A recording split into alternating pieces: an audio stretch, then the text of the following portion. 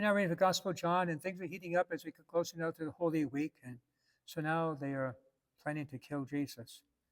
Anyway, so Jesus no longer walked about in public among the Jews. They left for the region near the desert to a town called Ephraim, and there he remained with his disciples. I spoke about the other day that Jesus had a place to go when he was baptized by John, and now he comes to this little town there in Ephraim, and they would be his disciples, to be isolated, to be alone. So two things.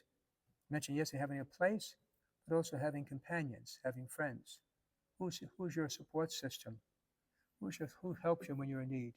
Where do you go? Who do you turn to?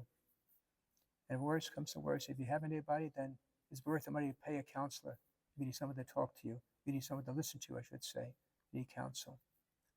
I might have mentioned that I know this priest who gave us a talk, the gathering of priests, who was a psychotherapist. And he said he dealt with a lot of priests who get themselves in some troubled water, some difficult situations.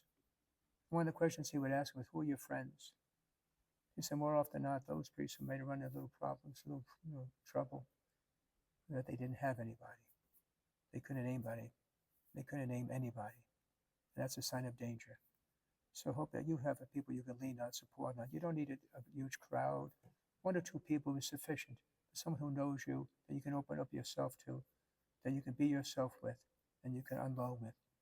I don't tell people sometimes confess that they, talk about people, they feel bad because they unwind or they gripe to somebody. You need to have someone to complain to, all right? Choose a person wisely, but you can't keep things in. You're not really talking about the person, but you have to have somebody that you can unwind. Otherwise, you're just going to destroy your innocence.